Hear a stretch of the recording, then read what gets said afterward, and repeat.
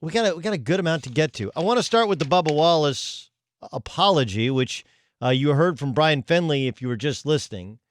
This is a day after what happened at the end of our show. So we're like 23 or so, 22 hours from the FBI releasing their findings that there was no hate crime. There was simply a rope and a noose, or the type of knot, which could be considered a noose, was found, but it had been there for well over 6 months, if not a year, and had nothing to do with the number 43 car. So the progression of it is Bubba Wallace was supposedly told that it was a noose. And of course, he was very emotional about it. The race was canceled or postponed that day. That was on Sunday.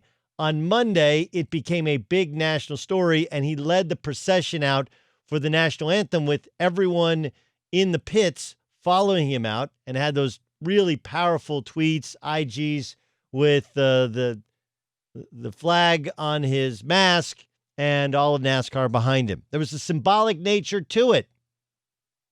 After the race, in which he finished 14th, he did somewhat of a victory lap, showing support for the fans that showed support for him. It was a feel-good through a very, what looked like, ugly tale. But there was part of it which I did feel bad about asking the question. This feels fake, right?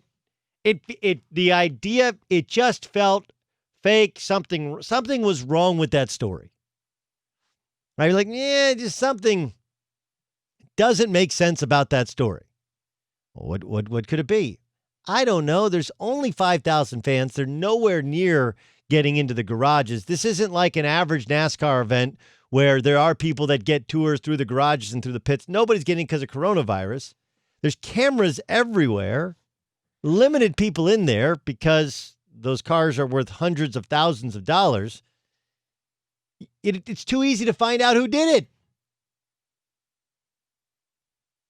And when NASCAR comes out one day later, the FBI comes out one day later with their findings, you either ask yourself, wait, either that wasn't the most thorough of investigations, or they've known for a while something was wrong with this tale.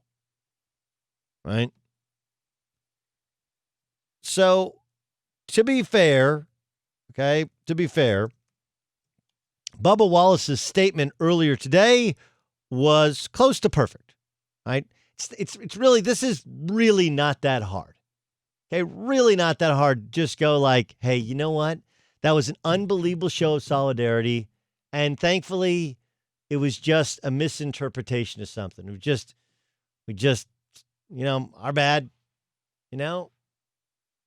Somebody walked into the garage and thought they saw something that they didn't actually see. And you know what? The most important thing was that everyone at NASCAR had my back, whether it was a real or a fictitious noose that actually took place, right? That's all we kind of needed to hear. The problem was the denial last night on CNN with Don Lemon, or here is Bubba Wallace earlier today talking about those who would call it a hoax. Sorry if I come off as I'm pissed off in our interview, but I am, just because of how it's been portrayed and how it's been on me. And I'm sitting here telling you the facts of how I'm just being told information and kind of following suit. And now all of a sudden I'm playing the victim card. But at the end of the day, it's, I never wanted to be, carrying the weight of all of this, even weeks prior to all this madness. It just so happens that I am the voice, I am the face, I am the one that is, carrying this message. And now to have this happen and end up not being an act, a hateful act towards me, which is great. But it just adds that much more drama, that much more pressure that, again, I didn't ask for, I didn't want to be a part of. Yeah. Look, I don't think, yeah. Look, just own it, wear it. It's okay. It was It was a mistake. It was a misinterpretation. That's all. It totally happens to anybody. It could happen to anybody. Could happen to anybody. That was today when he's kind of angry and defiant. And then just moments ago, he tweets, "It's been an emotional few days. First off, I want to say how relieved I am. The investigation revealed this wasn't what we feared it was. I want to thank my team, NASCAR, FBI, for acting swiftly and treating this as a real threat. I think we gladly take a little embarrassment over what the alternatives could have been. Make no mistake, though some will try, this should not detract from the show of unity we had on Monday as the progress we've made as a sport to be more welcoming environment for all." I kind of think you took away from it, right?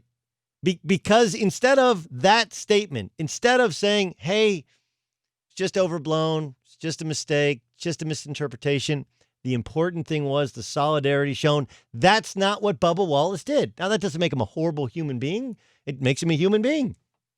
The idea that he didn't invite this, like, okay, right, he's the only black full-time driver on NASCAR circuit, so, he was kind of thrust into it, but he did embrace it, and he did take a victory lap, and he did, it doesn't make him the worst person, but he was feeling himself when he was on TV the past couple of days. Right? He was empowered, emboldened, and he frankly should be because he has the support of everybody in the sport. But look, we got to get out of this thing. And we get in this vortex of evil and of racism and of suspicion, and it just pulls us down to where we see something, we automatically go, racism, anti-Semitism, right? And I'm not going to sit here and tell you that racism and anti-Semitism and homophobia, like that, those things don't exist. But there's a couple of things that happen. One, social media does spread stories that aren't totally true or don't provide all the facts like wildfire. And social media has a tendency to jump to conclusions where you're either all in or you're all out. Like to those of us who are like, man, that was a great show of solidarity, but that's a weird case. Like, oh, that's because you're a racist. Like, no, that's actually because it just kind of strikes me as weird. Like, who would bring a noose to a race and think they can get away with it when there's such limited number of people? It just didn't add up. Like, you've been doing long enough, you're like, that doesn't make sense. Do I think there are some evil people in the world? Like, yeah. Do I think there's a criminal that stupid? Boy, I don't know. Smart enough to be one of the few to get in, dumb enough to be the only guy to bring a noose. Like, it just didn't seem right. But all Bubba had to do to win was the statement that he released earlier, an hour ago, whenever it got released. But instead, look, if you read what the FBI wrote, it was a noose. Like, yeah, a noose is a name for a knot. And I've said this time and again, and this is really, really important. Okay? I am anti-blackface. Anybody should be anti-blackface. But the big problem is that a lot of people, especially knuckleheads on social media, think that anytime you imitate a black person or you actually put makeup on your skin to look like a black person, that's blackface. It is not. Just like anytime you see a rope with that loop, it's a noose. If you want to use the technical definition of the type of knot it is, you may, but that is not the evil type of noose that most people are referring to. And this is our problem. All right? There's a couple of different problems. One, and I think Bubba was guilty of this one. You want to be heard. Everybody wants to be heard, and people are willing to listen, okay? Except the people who say they want to be heard. Because had Bubba simply, even after that, or at any point in time, had he simply listened to okay, well, where's the rope? How big was it? Wait, it was just a rope pull?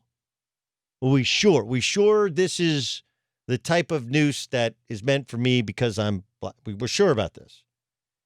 Right? There should have been some sort of, who would have done that? Instead, the immediate reaction. You had to be willing to listen.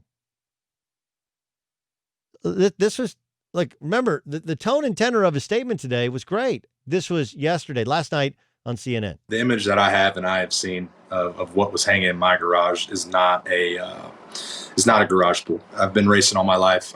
We've raced out of hundreds of garages that never had garage pools like that. So people that want to call it a garage pool and put out old videos and photos of knots being as their evidence, go ahead. But from the evidence that we have and that I have, it's a straight up noose. The FBI has stated it was a noose over and over again. NASCAR leadership has stated that it was a noose. I can confirm that. I actually got evidence of what was hanging in my garage, over my car, around my pit crew guys, to confirm that it was a noose, and never seen anything like it.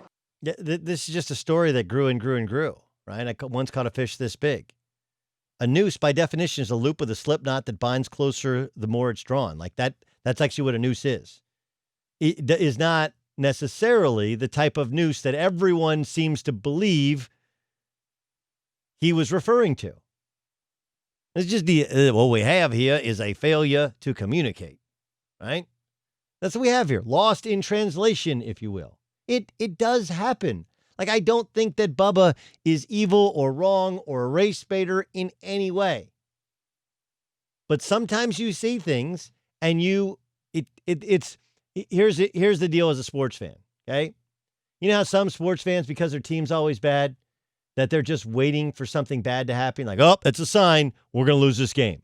Many of you are that guy or that girl who watches your team play, you wait for a sign, and that sign tells you you're going to lose because we always lose. That's how people seem to be approaching racism. At any sign of something that could be racial or racial injustice, we always assume. When we don't know it to be the case. And if we just take a breath, we can find out what's what. We can get to the bottom of things.